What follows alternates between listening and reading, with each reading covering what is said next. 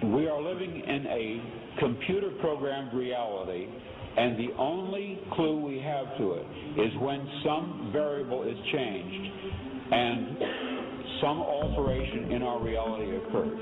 We would have the overwhelming impression that we were reliving the present, déjà vu, perhaps in precisely the same way, hearing the same words, saying the same words.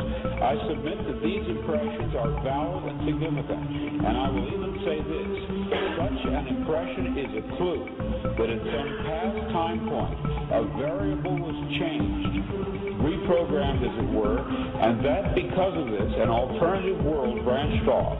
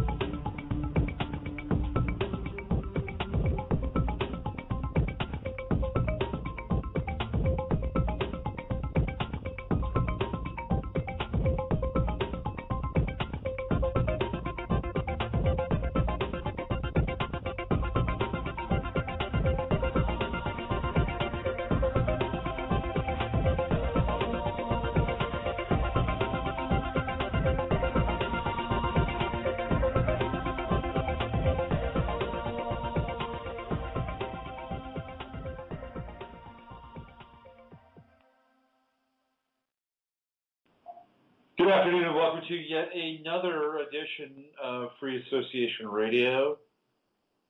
This is Robert Phoenix, and I am your host, your guide, and your fellow spelunker in the world of psychic phenomena, strange attraction, and the collapse of the matrix, which you are a part of as well. Thanks for being here. It is the 13th of May. And we are really in the thick of Taurus, stellium of Taurus, moon in Cancer today. There's a lot of fertile energy in the air because water and earth go together like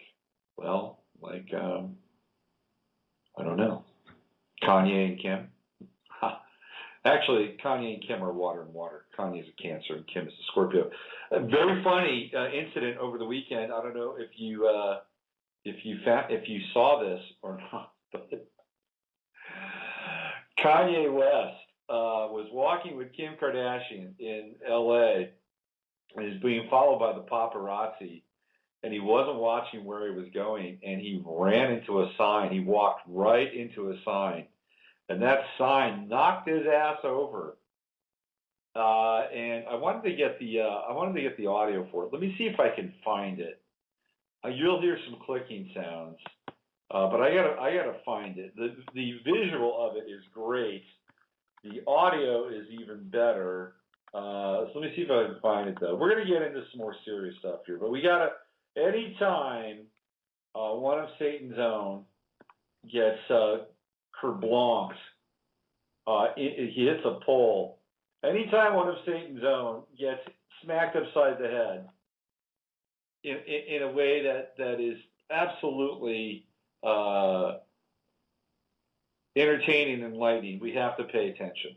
All right, so let's try this. There may be an ad or something connected to this.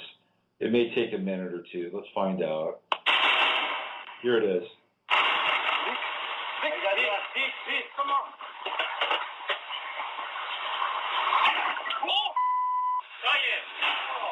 Kanye, you okay? You okay? You alright, Kanye?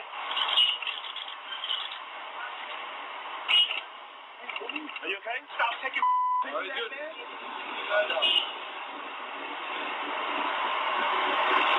Hey, get up the street. All right, so let me do the backfill on that for you. The sign that he hit is wrong way. Wrong way, Kanye. You may want to wake up, brother. It's a sign. It's a big red sign, and it says wrong way. It doesn't get more clear than that, young man. You got to go back. You got to turn your life around. You got to go in a different direction. God loves you enough so that you could stick your head down, walk up that ramp, not notice where you're going, and run right into it. You're going the wrong way, son. You got to go back. It's never too late to repent and turn away from your Illuminati sock puppet masters.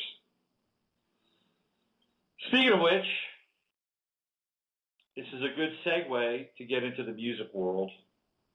While Kanye West is getting smacked upside the head and being told to go back the other way because he's going the wrong way, Ms. Lauryn Hill is being smacked up aside her head and being incarcerated in a tragic, and I mean this is tragic. This is not some poor rich person decided to not pay their taxes. Okay, let's be clear and get on the record that Lauryn Hill has paid a lot of taxes. And I'm going to read something by her. This is going to take a little bit, so you have to hang in there with me. She's paid over $900,000 in taxes. She's close to paid $1 million in taxes. $1 million. More than some corporations have paid. And yet, she's being made an example of because she's been outspoken against the music industry, number one. She understands the game. She's tried to get out of the game and do what she does and do what she loves on her own terms. And that is a huge threat. Huge. So she's also tried to stand up for what she does and also tell people about what the hell is going on.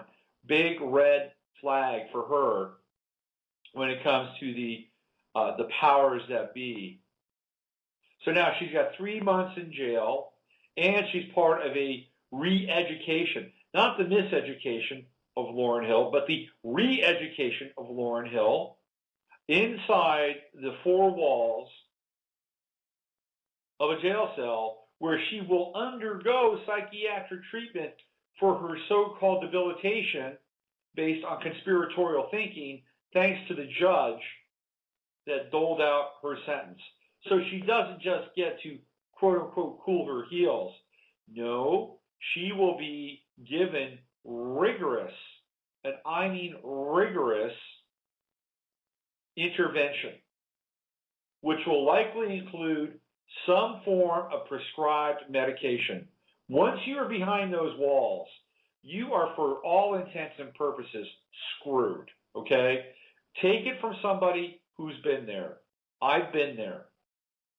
I have been in the situation where Lauryn Hill is. I was there for 3 days. I'm being very open. I'm being very honest, being very transparent about my life. If Lauryn Hill can go through it and talk about it, well then, or she's not talking about it now, but she might. But she's going through it. I can talk about it. I was there for 3 days, and I had a one-on-one experience with a guy who was my quote-unquote psychiatrist, who had been appointed to me, who was very interested in getting me to stop thinking about those quote-unquote conspiratorial thoughts, okay? And he prescribed a type of medication for me that was a mind-bending psychotropic. And you know what I did? I actually took it. I took it a couple of times. And the reason why I took it is because I wanted to see how I felt. At first I didn't. At first I faked them out. I could fake them out. I faked them out, and I didn't take it. But I tried it just to see what it was like. And you know what? It was horrible. It was awful. It was one of the worst things that I had ever put into my body. I couldn't think. I was slightly confused. All I wanted to do was lay on the couch and watch TV. That's all I wanted to do.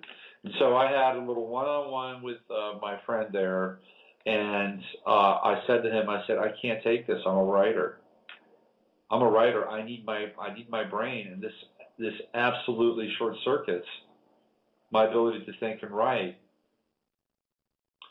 So what happened as a result of that was we started to have a few heart-to-hearts, me and my friend inside those four walls. And at one point, he looked at me, and then he looked away. He looked away, and he said, you know, there was a time when I could intervene and help you more. Which, what he was saying was that there was a time when he had more power that he could have stepped in and he could have gotten me out of that situation faster than I was actually being processed. That's what he was saying. And then he turned away and he cast his eyes downwards to the floor and he said, you know, I used to be able to have more say in these things, but now there's very strict protocols and I can't really do as much as I used to. And in that moment, he was actually confirming everything that he was attempting to rewire in my head. That he himself was a pawn in the game, a cog in the machine, a gear in the matrix, whatever metaphor you want to use. He revealed himself, and he knew it. He knew it in that moment. Well, then I had to figure out how to get out of there. So I played their little game, and I was out. I was out within 3 days. But I'll tell you, once you're in, and they will do everything in their power to get you to conform to what their vision and model of the world is, which is compliance. Compliance. It is not about being rejecting the values of the world at all. It is not about discernment. It's not about any of these things. It's about going along with the program. And everything that's done inside those four walls, even though it may be couched in some kind of therapeutic modality. And there were people that were in there that were dedicated. They wanted to help people. I could tell. Not everybody within those four walls was a minion of the Matrix that was out to get me. There was a Nurse Ratched. I had my own version of Nurse Ratched. But there were people that were actually concerned. I felt that. But what's happened is that the system has assembled itself in such a way now so that once people have an incident or fall off the path, that they get moved into this alternative world, which is the world of mental health and health care, and they don't even have to fall off. They could, like Lauryn Hill, she can just be snatched away and be given this DSM, labeling and certification that she is indeed a danger to herself and society, which is what this is about, right? They're actually saving Lauryn Hill, and they're saving us from Lauryn Hill by doing this intervention in her life, which is bullshit. But once you get in that place, the matrix itself has assembled itself so that there are strict guidelines and protocols with how people can and cannot interact within that environment. They have to abide by the rules of engagement. And I'm talking about the health practitioners. Now, what's really funny is I'm going off script a little bit, but I am going to get to Lauryn Hill. I'm going to get to Benghazi. I'm going off script a little bit, but what's really, really funny is my last day inside this place. They brought this woman in. They're very big on group meetings. They brought this woman in, and she had some wonderful things to share with the group. And of course, there was her supervisor there taking notes. And one of the things that she was sharing these theories about neuroscience and about neuroreceptors and neuropeptides and about how our moods and how our emotions and how our thoughts and how our actions create these very complex arrays of neuropeptides, which interlock with unique and novel neuroreceptors. And guess what happens? Out of that, we have thoughts. Out of that, we have behaviors. And so it's our thoughts and behaviors and our emotions which drive the kaleidoscopic interlocking of neuropeptides and neuroreceptors. This is straight out of, I believe, What the Hell Do We Know, which was produced by Ramtha, right? I mean, this is really this is the type of neuroscience that they were talking about in that movie. Some of which has some basis in reality, some of which is a little speculative, to say the least. So I'm tracking where this is going. I'm going, I'm going to have a little fun here because I know exactly what she's talking about. So after she would stop and go through a portion of what she was talking about, I'd raise my hand, and I would summarize what she was talking about. I still have a clear head. I would summarize what she was talking about, and then I would extrapolate on it. And she would look at me like, meanwhile, some of these people are drooling, right? And I'm having a high-level intellectual conversation, or theoretically, with this woman. And she was like, wow, yeah, that's a really interesting point. I never thought about that. And then she would go on to talk some more, and I'd raise my hand, and I would summarize, and then I'd extrapolate. And then at one point, the supervisor kicks in and he says, wow, that's a very lucid observation. I'm like, oh, yeah, this is great. So after it's all said and done, I said, and then, no, here's the kicker, though. Here's the kicker, right? For you to be able to consistently foster the right neuropeptides to have hookups with the proper neuroreceptors, well, you had to take the medicine. That was the selling point. Because what I had said is, okay, well, if this is really the algorithm of our biochemical theater, in our mind and in our bodies, then why can't you just change your behavior? Why can't you just do something differently? And all you have to do is do it once or twice. Why do you even need the drugs? Well, because the medicine, they don't call it drugs, they call it medicine. Because the medicine helps you get there faster and stay there. So after our little group meeting, I walked up to her and talked to her, and she said, you seem to know a lot about this. And I said, yeah, I know a lot about a few things. She said, what do you do? I said, I'm an astrologer. That's what I do. I have a very popular blog, and I gave her my card. And I said, send me an email when I get out of here. I'll read your chart. And the last day was incredible. Really, it was the last night. The last night I was hanging out there, and one of the orderlies was very into basketball, and we sat down and we watched the Laker game together, and we talked. He was African. We talked about African music. We talked about this one club, Club Baobab in San Francisco, we'd both been to. And he says, what are you doing in here? I said, dude, I had a bad night. That's all it was. I had a bad night. And he said, you don't belong here. I said, no, I don't. You're like the fifth person that's told me that. And so we talked. I said, hey, if I ever see you on the outside, man, I'll buy you a drink. He said, okay. So ultimately it wound up being a positive experience for me because I turned everything around. I turned it around on the inside. I made it my game, my world. Screw you. I'm out. There are two fears that we all have. They're the most eternal and immortal fears that the human has had since the dawn of time, but really one more towards the 18th and 19th century because of the advent of rationalism and the split in the bicameral mind. One fear is the fear of death, and the other fear is the fear of madness. I have embraced my fear of madness, and death is, it's always around us, isn't it?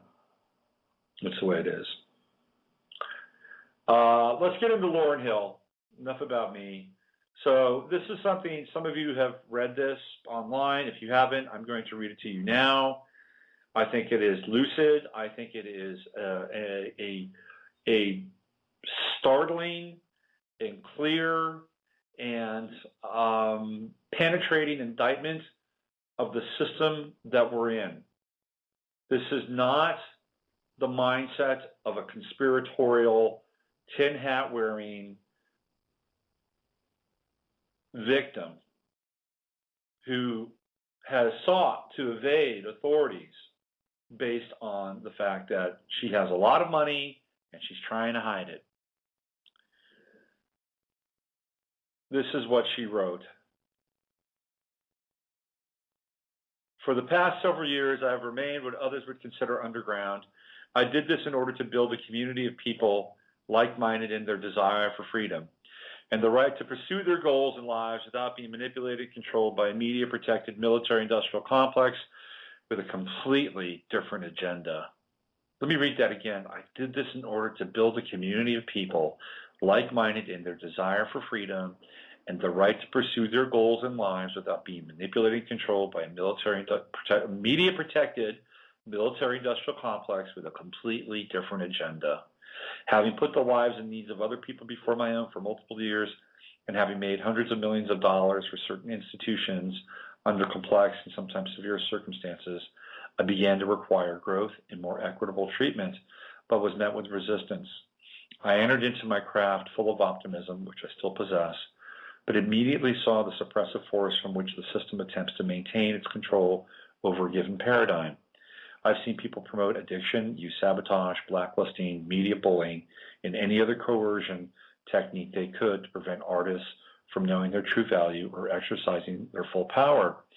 These devices of control, no matter how well-intentioned or not, can have a devastating outcome on the lives of people, especially creative types who must grow and exist within a certain environment and according to a certain pace in order to live and create optimally.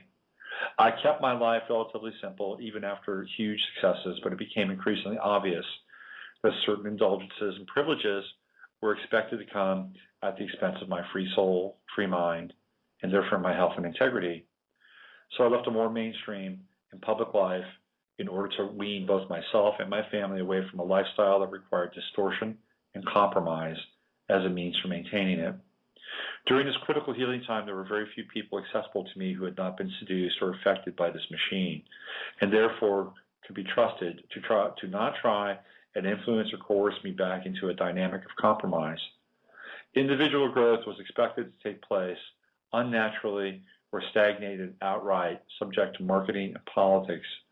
Addressing critical issues like pop culture cannibalism or its manipulation of the young at the expense of everything was frowned upon and discouraged by limiting, funding, or denying it outright. When one has a prolific creative output like I did do and is then forced to stop, the effects can be dangerous, both emotionally and psychologically, both for the artist and those in need of that resource. It was critically important that I find a suitable pathway within which to exist without being distorted or economically strong-armed.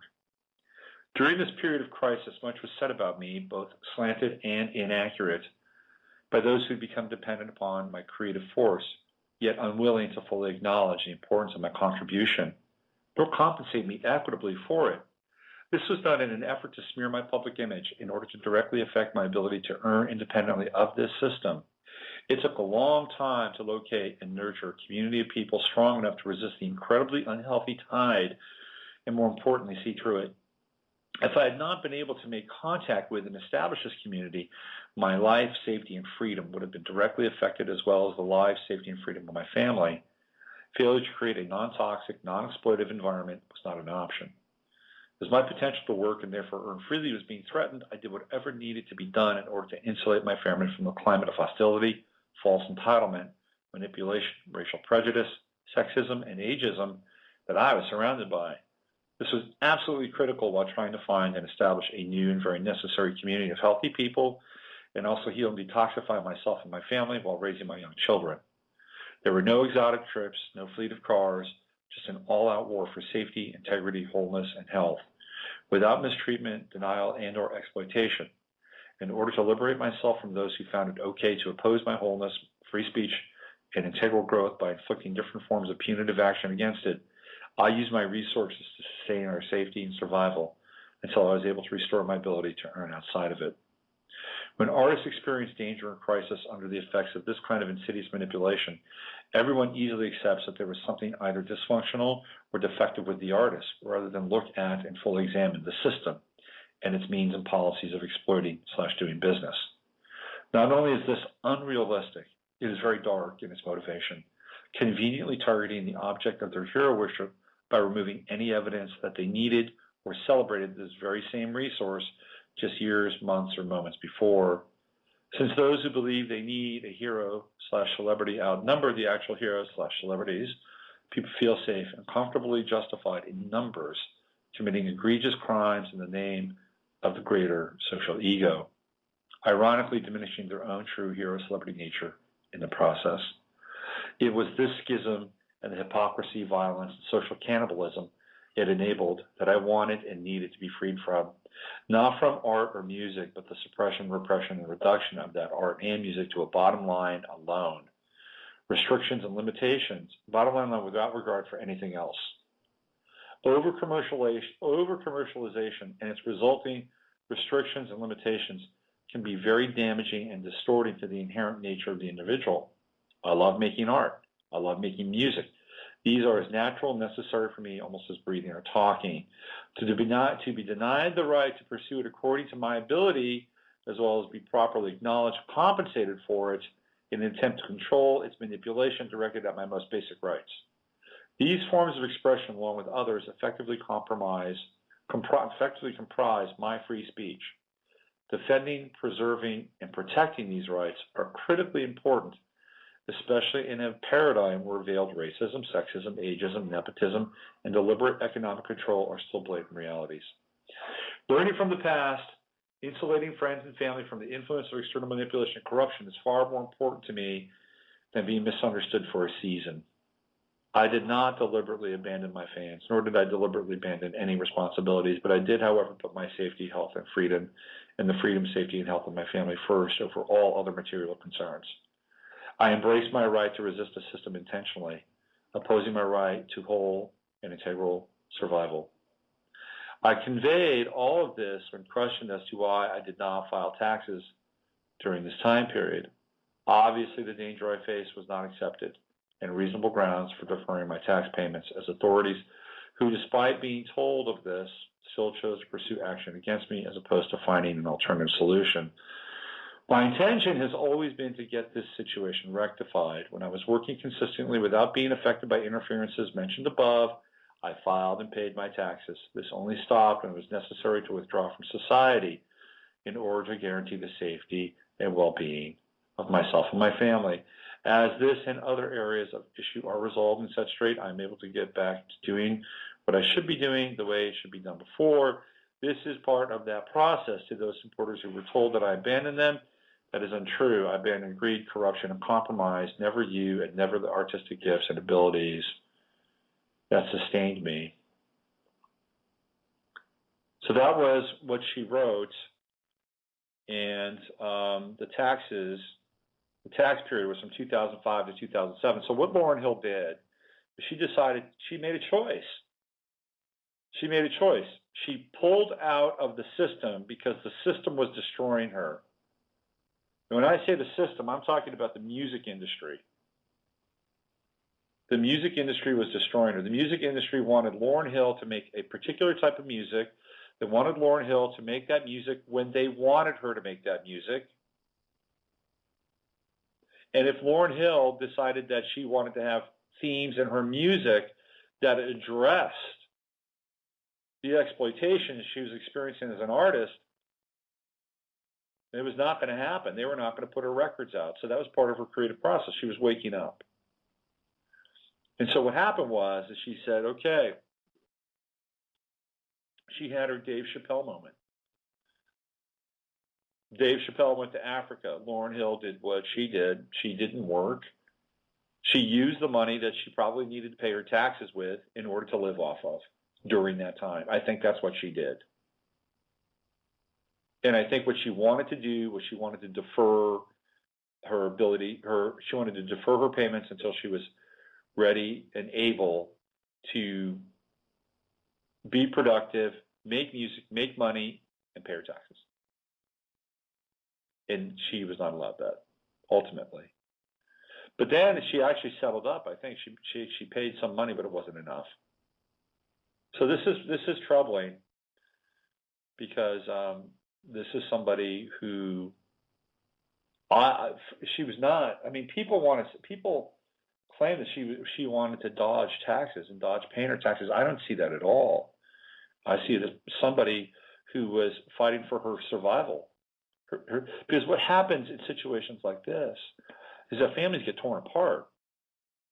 One person in the family is considered crazy, or that person in the family is a tax liability, and therefore the other partner in the family decides that I can't deal with this. So they wind up splitting, they take the kids, and next thing you know, there's more trauma, there's more abandonment, and the person is really screwed. So it's also a way to fragment and fractalize the family itself.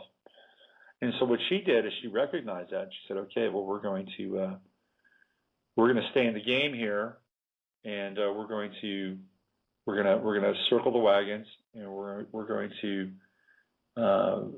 make our family priority, and we're going to use the resources that we have available for that. And we'll catch up with Uncle Sam once we've created our own system of support with the right people, maybe the right label, the right distribution, the right management company to do her bookings and her tour management and all that stuff. She had to rebuild that all from the bottom up. So she wasn't working. She made a choice. And this was the outgrowth of her choice. And there are people their corporations don't pay any taxes. I could probably, if I dug deep enough, I could probably find you 5 or 6 examples of people like Lauryn Hill who did not do tax time. Willie Nelson owed a lot of money. He never went to jail. Taxes were a big deal with Willie Nelson. Never went to jail. So what we have really is scapegoating. Lauryn Hill is she's a social scapegoat. And it's painful to read what people say about her and don't understand the plight that she's been through. And I'm not sure what's more painful, though. I'm not sure what's more painful than people judging her based on what she did or didn't do, or people abandoning her and not standing by this woman. Because I think that, and I'm going to cross the line here. First of all, she's a human, and she's obviously somebody who's trying to get through in a very challenging time. But she's also a member of the African American community, and the African American community needs to stand by this woman. Because in a lot of ways, what's happening is that she's being made an example of. And there are probably any number of successful African Americans in this country who have made it. And they've gone to the big house, right? And I'm using some terms from another time. And they don't want to threaten their position, or they don't want their position being threatened. I'll tell you who needs to come to the aid of Lauryn Hill. That's Oprah Winfrey. Oprah needs to dedicate a whole fucking show to Lauryn Hill and come to her rescue and demand and have all the white women of America demand that Lauryn Hill get released, to have them write their congressmen or their congresswomen. Lauryn Hill needs her community more than ever, but there's a fear that what is gained could be lost, that they could be just like Lauryn Hill, and they could be sent back onto the plantation and made to do hard labor. It's in the DNA. It is in the collective consciousness. It's in the experience. I can see it. I can smell it. I can feel it. And I understand it. But it doesn't make it right. So I'm doing my own little part here, my own little radio show, asking people to not judge this woman.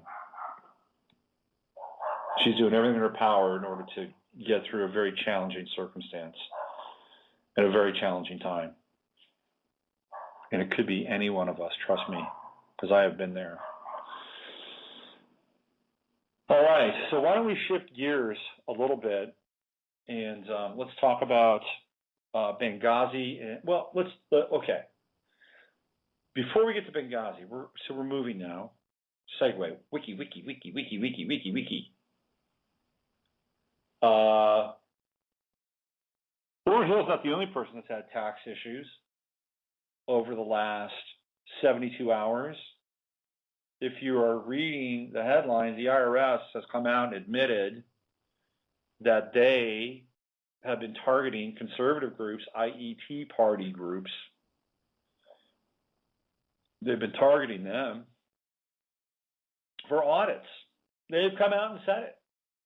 So isn't it interesting that Lauryn Hill is having issues because she wants to be free? I mean, come on, that's really what she wants. She wants to be free. And I think that the Tea Party groups and the conservative groups have their own definition of freedom, and they want that too. And they're not even failing to pay their taxes. They're paying their taxes. They're being audited. They're being targeted. And this came out this past weekend. So what we have here is we have a very clear picture of an economic vice grip coming at people from different angles. Lauryn Hill is a woman. She's a black woman. I don't think Lauryn Hill is a radical conservative. If anything, she's probably closer to being a progressive. And yet she is being made an example of because of her, for lack of a better term, uppity attitude towards the system when really she's just trying to live. And then from the other direction, we have, on the conservative side, we have the IRS bringing the hammer to conservative groups and people that are involved. So it's coming from both angles. The pressure is coming from many different sides. And it's an economic pressure, but there's also a psychological and psychic pressure as well. All right, so what I'm going to do is I'm going to play a little bit of music, and we're going to get into Benghazi when I come back. And then I'll wrap the show up and talk about some other stuff as I wrap it up. Somebody asked me when was the last time I played Porcupine Tree. It's been a while. So here we go. Synesthesia, Porcupine Tree. I'll be back in 5 minutes and 16 seconds.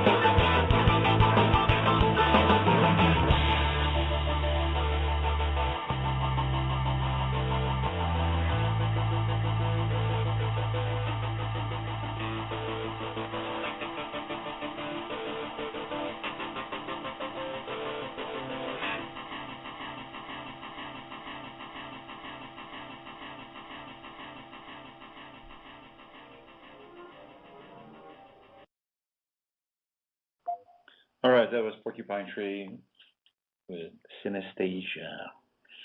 It's 12:43 here in Texas, and you are listening to Free Association Radio. Today is the Monday Mashup, and I'm Robert Phoenix. We just spent some time talking about Lauryn Hill and what she's going through, and we talked a little bit about the IRS and the conservative targeting of the IRS.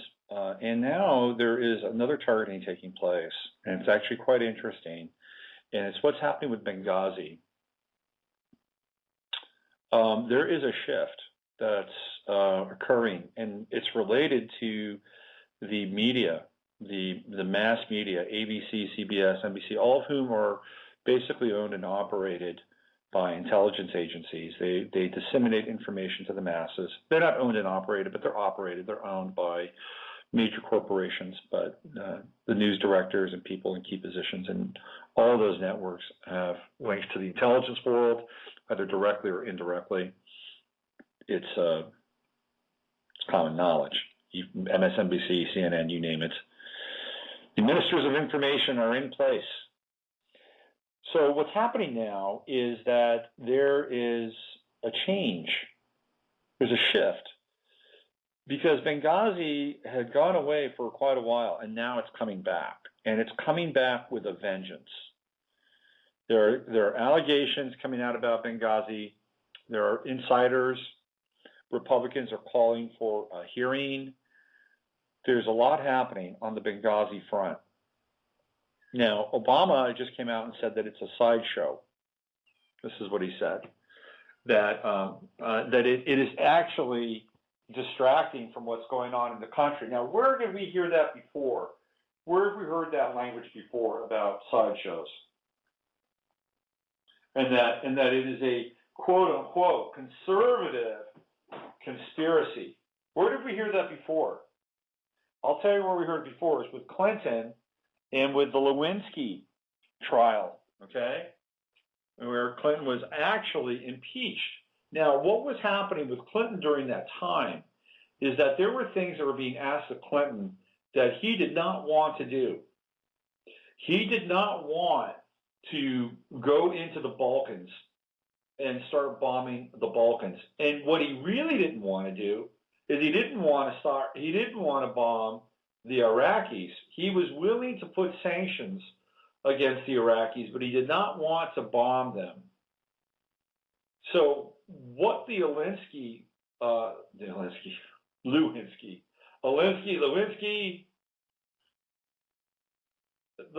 Lewinsky affair did to Clinton was it was a form of blackmail. It was a form of blackmail, and he was going to do what he was told to do, or else he was going to get kicked out of Washington. And in fact, on the day of the impeachment hearing, where he was, by the way, impeached, he was a standing president who was impeached. I know it's strange. That very day, Clinton ordered the bombing of Iraq. They got him.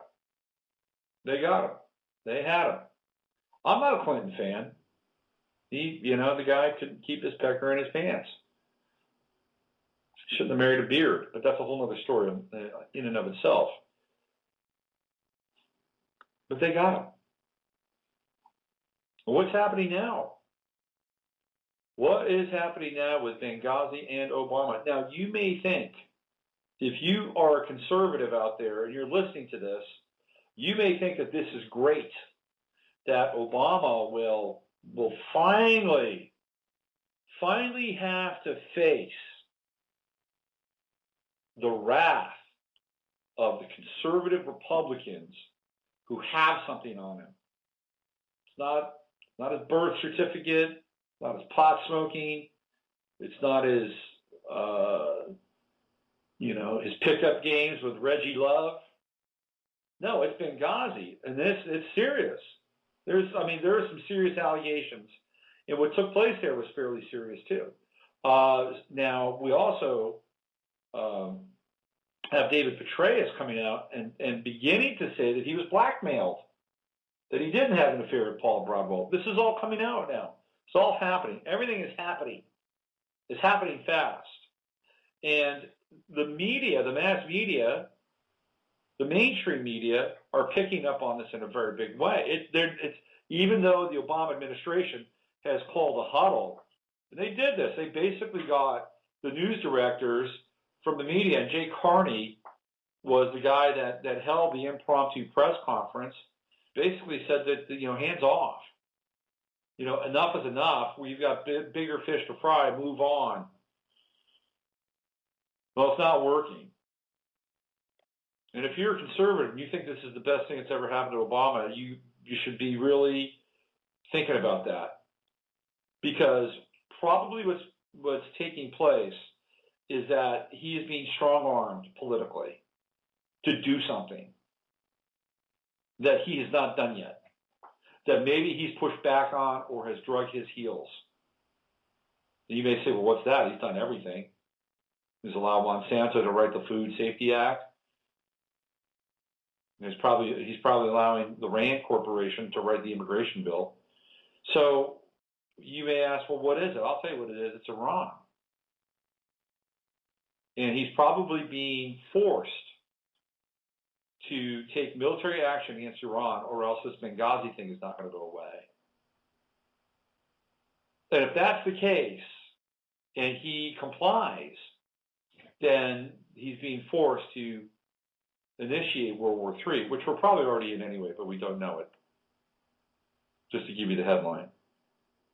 So Benghazi is something really worth watching. And it's going to be worth watching over the next 72 hours. And you may say, oh, it's all, much ado about nothing. I disagree. I think it's actually quite a big deal. Not just because of what happened and how it was sold to the public, but what will be done to be used against the President of the United States. I can't believe I'm actually kind of standing up for Obama right now, but I kind of am. This is odd. And it's not a conservative conspiracy that liberals would want to ingrain and drill into your head. I've seen that on my Facebook page. I have some friends who are liberal. I keep a few around just to know what's going on. I'm sorry. But it's not that. It's not that at all. It's not that the conservatives are using this conspiratorially to get back at Obama. No. No. It's people that have an investment in war, in the redistricting of the Middle East. That's who's behind this. At least that's what it feels like. So it's going to be interesting to see how this plays out. And of course, in the next 72 hours are going to be big. As I said on Friday's show, keep an eye out for Susan Rice. Scorpio Susan Rice. The studio here is haunted. The world headquarters is haunted. I wouldn't say it's haunted, but we do have some creaks and pops and cracks that are spirits trying to chat with me every now and then. It's funny what I was having a conversation last night, and the conversation was about this whole notion of liberals. And each group, liberals or conservatives, they've got their stereotypes, right? They've got their cliches and their vibe, their aura. And I'm not a conservative, but I definitely am not a knee-jerk liberal.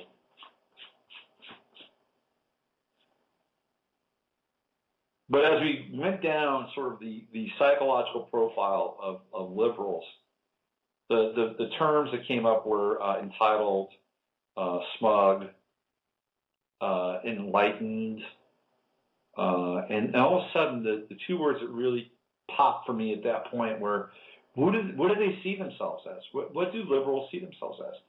They see themselves as the chosen ones. That they are the enlightened arbiters of culture, that they have the most enlightened and open and kind of free mental architecture for the world and for the rest of us to live in. And they see themselves as being at the top of the pyramid, actually. Intellectually, they're more informed. And anything that is contrary to their point of view is, well, it's considered hateful or ignorant and viciously attacked at the jump with ad hominem assaults and bromides tossed against them, right? So that's how they defend themselves, and they do that to hold on to their superiority in their own minds. But the word chosen ones was really the term chosen ones really popped. It really popped. And then I began to think, well, what is that like? Well, it's like an ideology that was imported from some other place and then implanted and grafted upon the populace as a political belief. And people are essentially acting out a paradigm, an ideological paradigm that they're not even aware of that they're acting out, which, by the way, has its roots and basis in a form of religion. But we'll figure that out someday, or we won't. But the divide gets further and further and further, deeper and deeper and deeper. And I think the only thing that we can do now is have compassion for people that don't understand, what's happening, and to love and support the ones that do. There's nothing hateful or spiteful about that. Okay, so I think we've reached the end of today's little slam dance through modern culture, from Kanye West to Lauryn Hill to Benghazi to Obama to Iraq. We've covered a few bases, haven't we? Okay, I'll be back on Wednesday with the astrological portion of our programming with Navigating the Astrological Matrix. And then Friday, of course, the Friday Farcast here on Free Association Radio. All right, I'm Robert Phoenix, and you know the drill. Use your head to discern what's real, your heart to stay open to what's possible. Thank you for listening. Oh, before I go, I need to give a shout-out to my friend David up in Idaho, who's going through a very, very difficult time in being between worlds, really, between living and dying. And I just want to give a public shout-out to him that I love him, and that I hope that he can find his way through the darkness, because we're all in it together. So that's it. Use your head to discern what's real, your heart to step what's possible. I'm Robert Phoenix. I'll see you on Friday. I'll see you on Wednesday for Navigating the Astrological Matrix. Free Lauryn Hill! We are living in a computer-programmed reality, and the only clue we have to it is when some variable is changed and some alteration in our reality occurs. We would have the overwhelming impression that we were reliving the present, déjà vu, perhaps in precisely the same way, hearing the same words, saying the same words. I submit that these impressions are valid and significant, and I will even say this: such an impression is a clue that at some past time point a variable was changed, reprogrammed as it were, and that because of this an alternative world branched off.